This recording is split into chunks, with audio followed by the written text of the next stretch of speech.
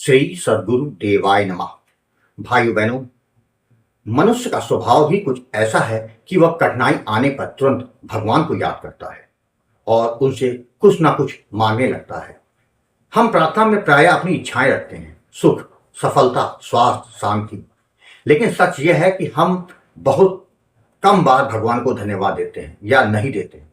जबकि यदि हम थोड़ा ठहर कर सोचें तो पाएंगे कि हमारा हर दिन, हर श्वास, हर अवसर भी उनकी ही कृपा का परिणाम है।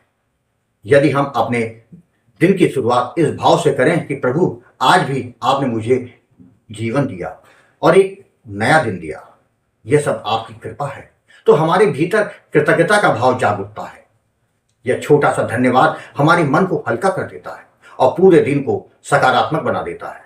जब मन कृतज्ञ होता है तब छोटी छोटी बातें भी आनंद देने लगती हैं और जीवन में संतोष का अनुभव होता है। जीवन में कठिन समय भी आता है। कभी परिस्थितियां समझ में नहीं आती, कभी समस्याएं इतनी बड़ी लगती हैं कि मन घबरा जाता है। ऐसे समय में यदि हम यह कह सकें कि हे प्रभु, मैं सब कुछ नहीं समझ पा रहा हूं, लेकिन मुझे विश्वास है कि आप मेरे साथ हैं, तो यही विश्वास हमारे लिए शक्ति बन जाता है। विश्वास वह दीपक है जो अंधकार में भी रास्ता दिखाता है। भगवान श्री कृष्ण ने श्रीमद् भगवद गीता में एक अद्भुत वचन दिया है, जो केवल मेरी शरण में रहते हैं उनके योग और क्षेम की जिम्मेदारी मेरी होती है। अर्थात जो भक्त सच्चे मन से भगवान पर भरोसा करते हैं, उनके लिए जो आवश्यक है उसे प्राप्त कराना और जो प्राप्त है उसकी रक्षा करना स्वयं भगवान का कार्य बन जाता है। यह वचन भक्त के हृदय से अपार साहस भर देता है। जब मनुष्य का विश्वास दृढ़ हो जाता है तब उसे संसार के विरोध में भी भय नहीं रहता। यदि पूरी दुनिया भी विरोध में खड़ी हो जाए तो भी वह जानता है कि परमात्मा उसकी ढाल बनकर खड़े हैं। यही भरोसा जीवन को स्थिरता देता है और मन को शांति प्रदान करता है। इसीलिए संत जन कहते हैं, श्रद्धा और विश्वास के साथ निरंतर भगवान के नाम का स्मरण करते रहना चाहिए। नाम जब केवल शब्दों का उच्चारण नहीं है, बल्कि यह हृदय की पुकार है। जब यह पुकार सच्चे भाव से निकलती है तो वह अवश्य ही भगवान तक पहुंचती है। अंततः यही सत्य है कि कृतज्ञता, विश्वास और निरंतर नाम स्मरण में से जीवन में शांति, शक्ति और कल्याण अवश्य प्राप्त होता है। जब हृदय में यह भाव बस जाता है तब हर दिन प्रभु की कृपा का उत्सव बन जाता है। आज जो कथा यह दास सुनाने जा रहा है वह उत्तर प्रदेश से पवन जी ने भेजी है, जिसे सुनकर नाम के महत्व को समझ सकेंगे। वही कथा यह दास आज सुनाने जा रहा है। इस कथा को जानने के लिए इस वीडियो को आखिर तक अवश्य देखिएगा। इसके साथ ही यदि आप राधा नाम की महिमा, बांके बिहारी जी की कृपा और वृंदावन से जुड़ी सत्य कथा का आनंद लेना चाहते हैं तो हमारे दूसरे चैनल अच्युत प्रभात तथा भक्त और भगवंत को जरूर देखें। मेरा नाम पवन है। मैं उत्तर प्रदेश का रहने वाला एक साधारण व्यक्ति हूँ। मेरा जीवन भी अन्य सामान्य लोगों की तरह ही था। परिवार, काम धंधा, भविष्य की कुछ छोटी छोटी उम्मीदें। मनुष्य अपने जीवन के लिए अनेक सपने देखता है और सोचता है उसका जीवन उसी के अनुसार चलेगा। परंतु जीवन का यह सत्य है कि सब कुछ वैसा नहीं होता जैसा हम चाहते हैं। मेरे जीवन में भी कुछ ऐसा समय आया जिसने मुझे अंदर से तोड़ दिया। साल 2022 मेरे जीवन के लिए ऐसा वर्ष बन गया जिसे मैं कभी नहीं भूल सकता। मेरे पिताजी परिवार का प्रेम करने वाले व्यक्ति थे। हमारे परिवार की नींव थी जैसे उन्हीं पर टिकी हुई थी। लेकिन एक दिन अचानक एक सड़क दुर्घटना में उनके प्राण चले गए। वह क्षण मेरे जीवन का सबसे बड़ा आघात था। ऐसा लगा जैसे हमारे परिवार का आधार ही छिन गया।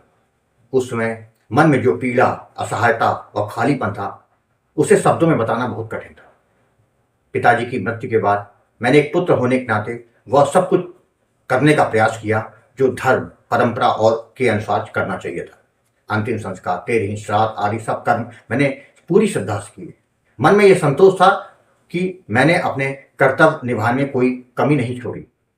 समय धीरे धीरे आगे बढ़ता गया और हम सब जीवन को फिर से सामान्य बनाने की कोशिश करने लगे।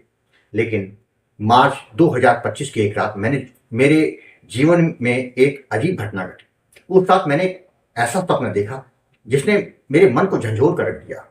सपने में मैंने अपने पिताजी को देखा, लेकिन उनकी अवस्था बहुत विचित्र थी। उनके हाथ पैर टेढ़े थे, उनका चेहरा पीला पड़ा हुआ था और बहुत रो रहे थे। यह देखकर मेरा हृदय कांप उठा। लेकिन सुबह उठने के बाद मैंने इसे एक सामान्य सपना समझ कर नजरअंदाज कर दिया। मैंने सोचा कि शायद यह केवल मेरे मन की कल्पना है, परंतु लगभग 10 दिन बाद फिर वही सपना मेरे सामने आया। इस बार भी पिताजी उसी पीड़ित अवस्था में दिखे। वह रो रहे थे और उनकी हालत देखकर मेरा दिल दहल गया। अब मेरे मन में डर और चिंता दोनों पैदा हो गए। इसके बाद यह सपना 2 बार और आया। हर बार वही दृश्य, वही पीड़ा। अब मुझे समझ नहीं आ रहा था कि मैं यह क्या हो रहा है। इस परेशानी में मैंने कुछ ब्राह्मणों से इस विषय पर चर्चा की। उन्होंने मेरी पूरी बात सुनकर कहा, आप अपने पिताजी का श्राद्ध करवा दीजिए। मैंने उनसे कहा, मैं तो पहले ही सब कुछ करा चुका हूं। लेकिन उन्होंने कहा, आपके पिता की गति ठीक नहीं हुई है, इसलिए वह आपको इस प्रकार स्वप्न में दिखाई दे रहे हैं। यह सुनकर मेरा मन और भी अधिक विचलित हो गया। उनके कहने पर मैंने कुछ कर्मकांड और पूजा पाठ भी करवाए। मैंने पूरी श्रद्धा से सब कुछ किया, लेकिन मन को कोई शांति नहीं मिली। उधर हमारे घर की स्थिति भी धीरे धीरे खराब होने लगी। घर में बीमारी, झगड़े, तनाव का वातावरण बनने लगा। छोटी छोटी बातों पर विवाद होने लगा। ऐसा लगता जैसे हमारे घर की शांति कहीं खो गई थी। मैं बहुत परेशान हो गया। मुझे समझ नहीं आ रहा था कि आखिर यह सब क्यों हो रहा है और इसका समाधान क्या है। इसी बीच जुलाई 2025 में मेरे भाई हमारे घर आए। बातचीत के दौरान मैंने अपने सपने और घर की स्थिति के बारे में बताया। उन्होंने मेरी बात बहुत ध्यान से सुनी और फिर उन्होंने गुरुजी आपके बारे में बताया। इसके बाद उन्होंने मुझे गोकुल भवन अयोध्या चैनल के कुछ वीडियो दिखाए। उन वीडियो को देखकर मेरे मन में एक आशा की किरण जागी। मेरे भाई ने कहा, तुम एक बार गुरुजी से बात करके तो देखो, शायद वो तुम्हें सही मार्ग बता दे। इसके बाद मैंने हिम्मत करके गुरुजी आपको फोन किया। जब मैंने गुरुजी आपसे बात की तो मैंने अपने जीवन की सारी पीड़ा, अपने स्वप्न और अपने मन की उलझन सब कुछ बताया। गुरुजी आपने बहुत धैर्य और करुणा से मेरी पूरी बात सुनी। फिर आपने मुझे कर्मों के सिद्धांत के बारे में समझाया। आपने बताया कि जो मनुष्य जीवन में जो कुछ भी होता है वह कर्मों के नियम से जुड़ा होता है। आपकी बातें सुनकर मुझे पहली बार ऐसा लगा कि मेरी समस्या का सच में मैं समझ रहा हूं। आपने मुझे नाम जप करने की सलाह दी। आपने मुझे सीताराम नाम दिया और जप की विधि तथा सावधानी के बारे में विस्तार से समझाया। आज्ञा मानकर मैंने उसी दिन से नाम जप करना शुरू कर दिया। शुरुआत में यह मेरे लिए एक नया अनुभव था, लेकिन धीरे धीरे मेरा मन इस साधना में लगने लगा। मैं समय समय पर गुरुजी आपसे संपर्क करता रहा और आपसे मार्गदर्शन लेता था। कुछ समय बाद आपने मुझे कहा कि पितृपक्ष के दौरान अपने पिताजी के लिए कुछ विशेष करना है। मैंने पूरी श्रद्धा के साथ गुरुजी आपकी आज्ञा का पालन किया। आपने जैसा जैसा करने को कहा मैंने वैसा किया।